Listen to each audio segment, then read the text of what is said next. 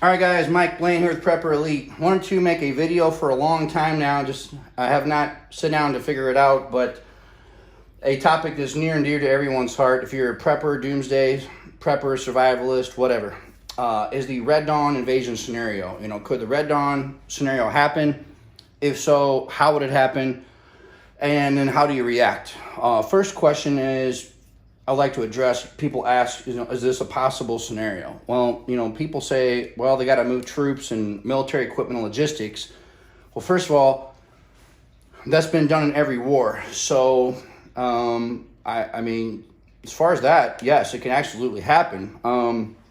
The thing that would happen have to happen before that is we would have to somehow be crippled, or it would have to be like an inside job, meaning it was allowed to happen because, one thing I sometimes forget to remember, and just to preface this video, I'm not some general or military, strategist. I'm just a normal guy.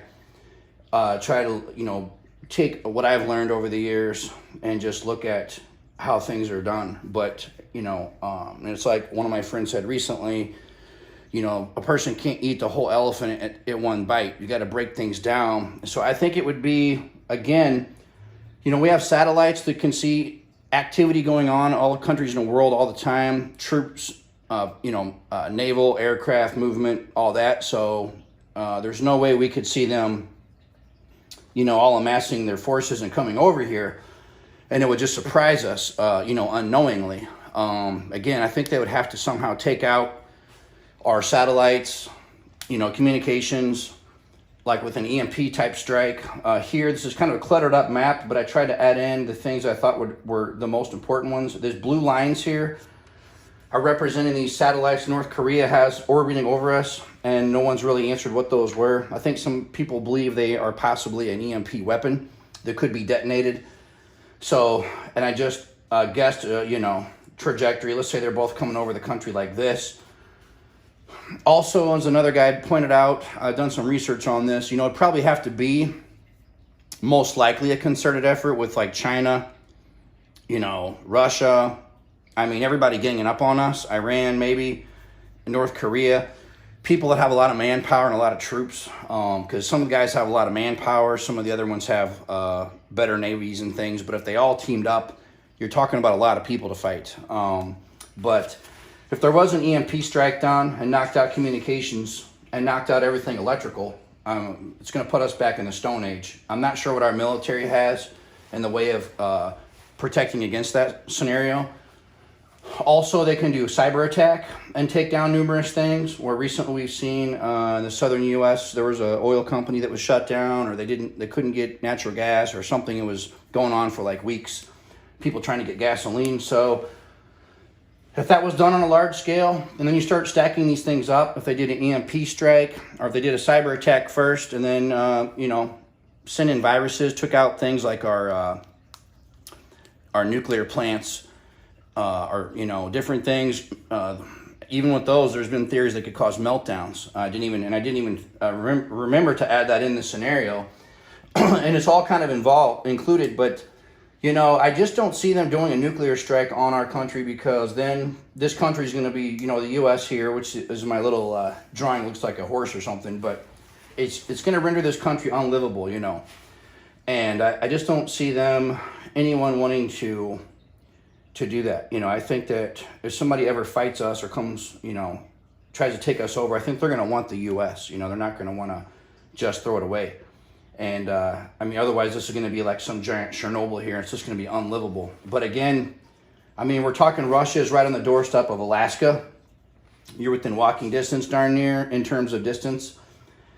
People could come across Canada. These little faint green lines are representing, soldiers coming up through South America and the Mexico direction across the border, which is, not really protected. The Canadian border is supposedly even less protected. You're talking about such a vast area to come across there.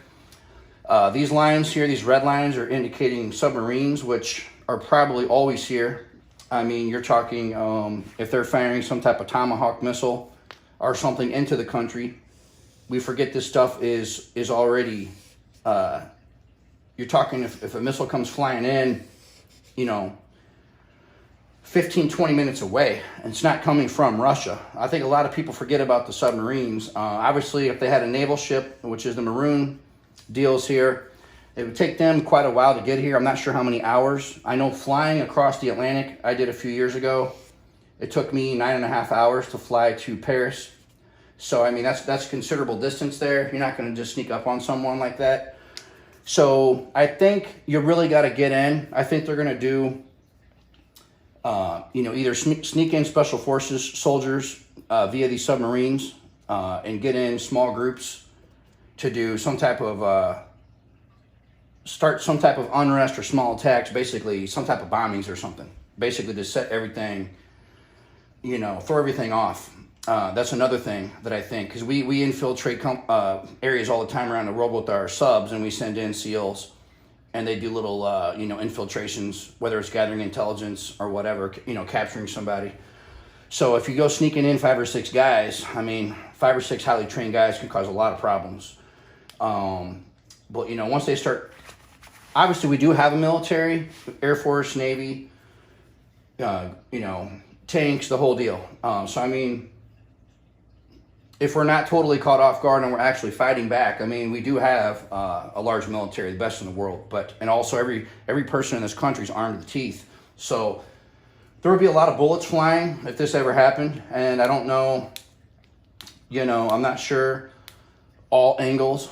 You can't answer everything. But when I do look at this and break this down into a systematic thing, a systematic attack on us, it starts to become very more realistic, I think, and more possible. And the reason I marked off the country in these black circles here and divided it in half, and then in the northeast, and then in Florida, is I was also thinking as myself, well, if this was me, and I came in and I took out, and I dominated and owned these areas, or made it my goal to just take over half of the U.S., well, that's a pretty big goal, or that's a pretty big success there, a pretty big win. So versus looking at it as, so now they have their troops, their equipment, their weapons, their food, all basically resupply stuff.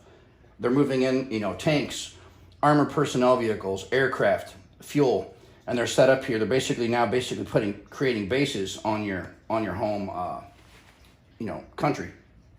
So, or if they just took over Florida, or like I said, up the New York area. So, and the funny thing is, in the whole central part of the country, you don't really have any large population centers anyways. So, there's just a whole lot of things that could happen there. But, I just don't think that, for whatever people think that the U.S. is just untouchable, I'm not quite sure where people get that idea from, because there's been invasions happening. Everybody's invaded since the beginning of time as far as that goes. And I think a lot of times people think it just can't happen, and I think that's the most dangerous part. I think from the whole survival and prepper scenario, I think it starts to get into then, what do you do if this does happen? And I will flip the page here, and it actually, I never looked at it this way until now, but it kind of reminds me of the when they do active shooter training. I did law enforcement for 20 plus years and have done a lot of, high risk raids, responding to active shooter calls, whatever. And pretty much taking every tactical training you can possibly take. So I think the thing that is going to happen is if someone invaded today, if you wake up, your cell phone goes off, and all of a sudden, something really weird's going on. Your lights are out.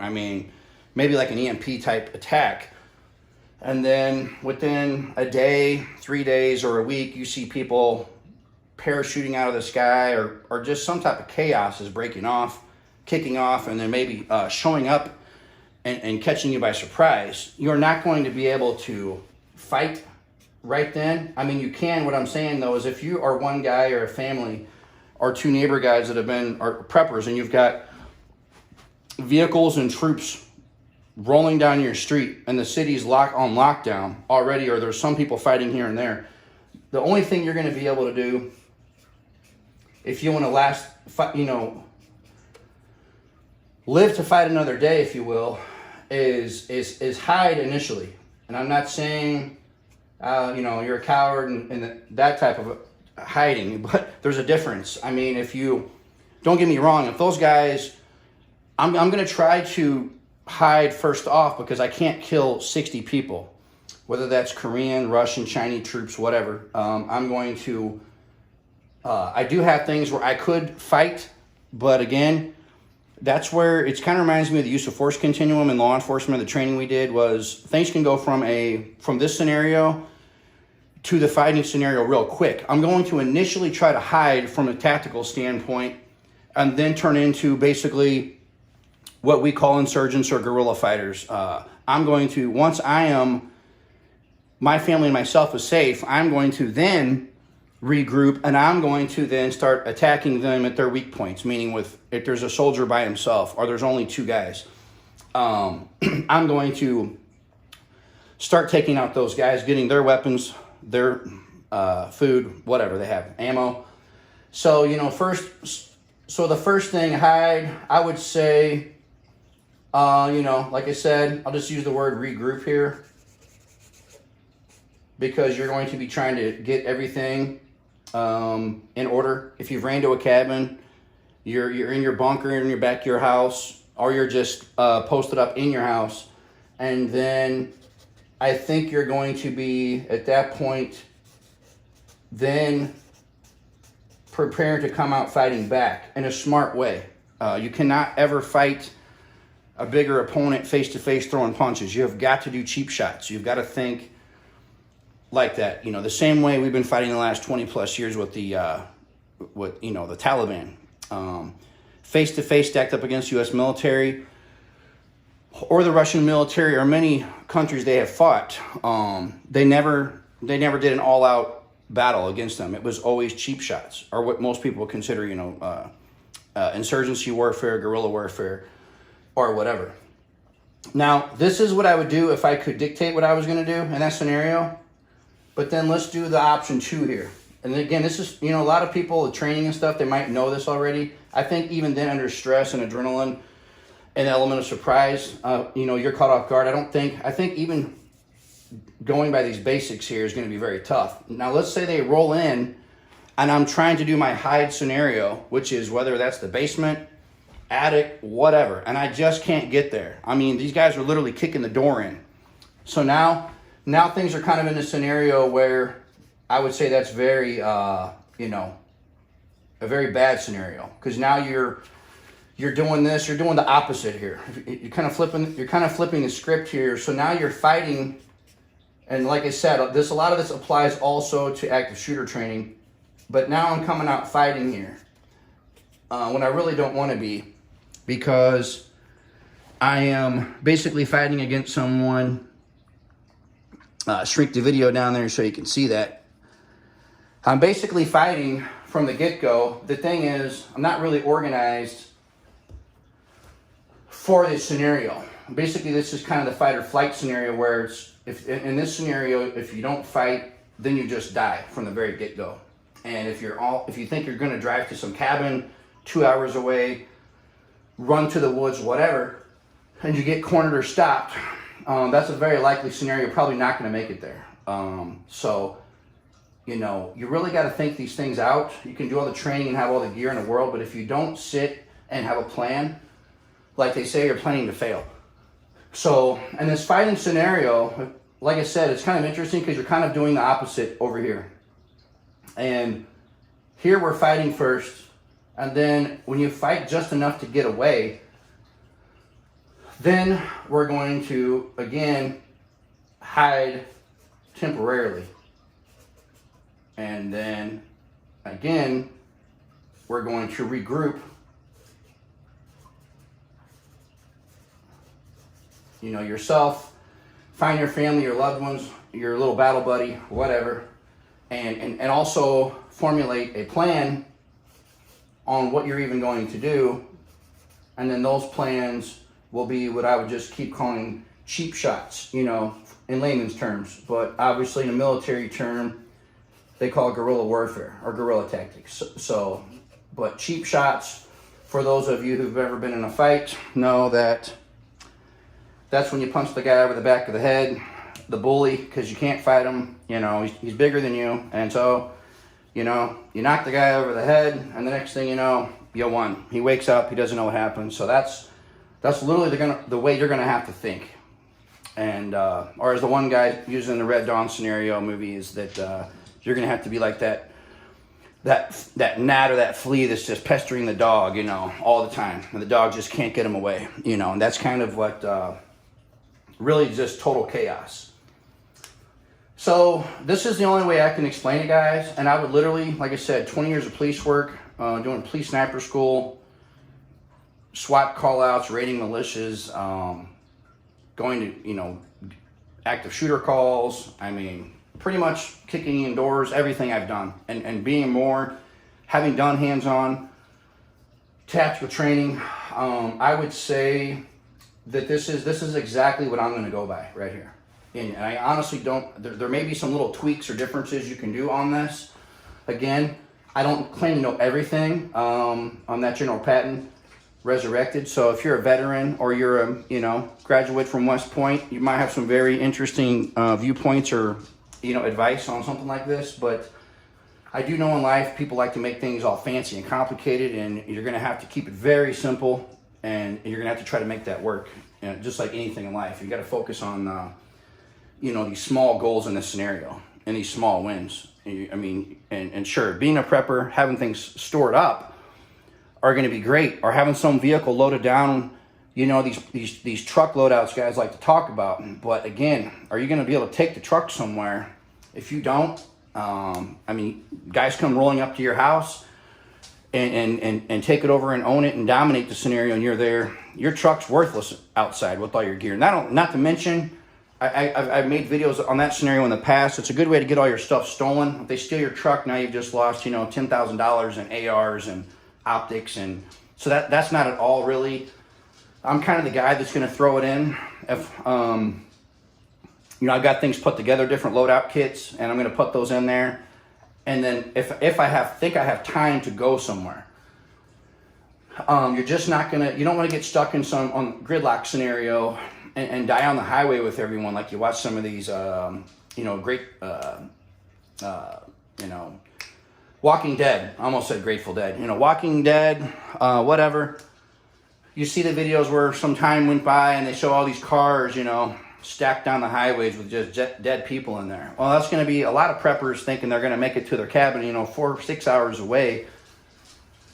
And they're just going to have all this gear in their car. They're just going to find these people dead. So, you know, the key to that is something else a lot of people are not good at, and that's having good survival instincts. The only way that's going to work, and you know what? I've got a cabin too, so I feel you. It's the best scenario if you can get there. The key word, if. And the only way you're going to do that is if you sense trouble way around the corner before it happens, before the masses notice something's wrong. That's what you're going to have to do. If you can do that, and you've got back routes or whatever to get to whether you can take a water passage to get to your place, maybe you're a pilot and you got a plane nearby, and you fly there. Again, that's going to be very risky as well, especially if there's military stuff going on and fighting. I don't know if I would want to be in a little Cessna flying around. So, you know, traveling at nighttime, again, soldiers, those soldiers, if they come here, they're going to have night vision and stuff just like we do. But, you know, if you have thermals or NVGs, that's also going to be something that, you know, would be nice to have. I don't think, you know, gets into also other topics again. I'm not always convinced that, you know, you've got to have all of that. And the reason is again, look at the Taliban. I mean, no one has killed these guys, and these guys have AKs, robes, and flip-flops. And, well, apparently now they're being recognized as an actual government. So my point is, it's your training and your experience and knowing your area. It's not so much, in our country, we're very big consumer-based, you know, it's a consumer-based population we have, and we just think you got to have tons of gear, you got to have all this stuff, and just we don't even know why we have it sometimes. And most people don't even know how to use their quote stuff anyways because they never go outside. They're just inside eating and getting fat. But there's so many angles to this. I also know guys who are into this stuff, and then their physical condition is so bad they couldn't run to the end of the street or anything, you know, without falling over. Do you know how to, defensive tactics wise, do you know how to fight hand to hand if something ever turns into that? So you want to, when you're talking about fighting here in either scenario, I mean, fighting could be hand to hand, it could be with weapons, it could be, again, condition wise, just trekking on foot, trying to carry gear. For you guys who, if it turns into a long-term scenario where it's just like the end of the world collapse, Red Dawn scenario, you're going to obviously want as much stuff as you have. But again, that's going to have to be staged somewhere in little caches, or you're going to have it in like a bunker. You're not going to be walking around with like a 1-ton bug out bag on your back. So again, having those things planned out and staged, you really got to sit and really plan this thing out in detail. Like, again, this video, I just want to make this for beginners, because I don't think a lot of people have the natural, from what I've seen, the natural survival instincts, unless they've maybe grew up in like a really rough neighborhood, or they've kind of had some type of formal training and they've been thrown in those life and death scenarios. But, obviously things, and even what you plan, things are going to go all wrong. Your plan is not going to go as planned. It never does. Something's going to happen. And you can't stop and waste time on analyzing that. Obviously, in this scenario, you're gonna have to keep going. So, and obviously, I mean, sure.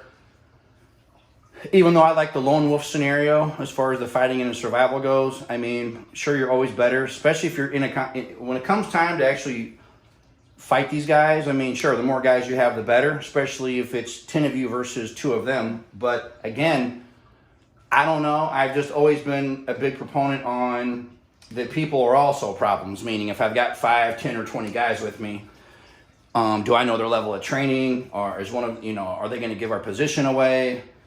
Or, are they going to become a collaborator and give up our position? I mean, there's all these things you got to then worry about. So I would say this: if you are teamed up with people, make sure you know them very well, and you also know their capabilities, and also make sure they're bringing something to the table, because this whole thing, like we have in our world now of, hey bro, can you help me out, or can you save me, or can you give me something? No, those guys would not exist in my circle right there.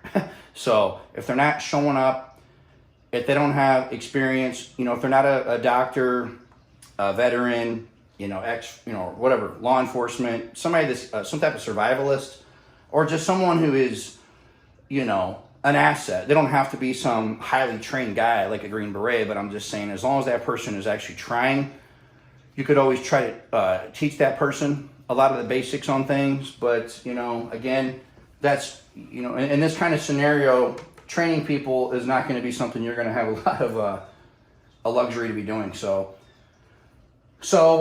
man, it's a lot of info, guys. I probably literally just covered the tip of the iceberg, but, it's something that I've always found interesting, again, is this Red Dawn invasion scenario. So I hope the way I broke it down, makes you kind of think about it and think, man, when you look at it this way, systematically, it seems very possible. I mean, and I believe it 100% is. I think these people that say it's just not, I think they're just in denial. But, Ukraine in 2014, they probably thought, the Russians would not invade either. And the next thing they knew, they were all putting their hands up, surrendering. So, not to mention, that's also about to kick off right now. So this whole Russian thing is becoming a very big topic again. So, all right, guys, for other videos, make sure to like, subscribe, and share. Thanks. Bye.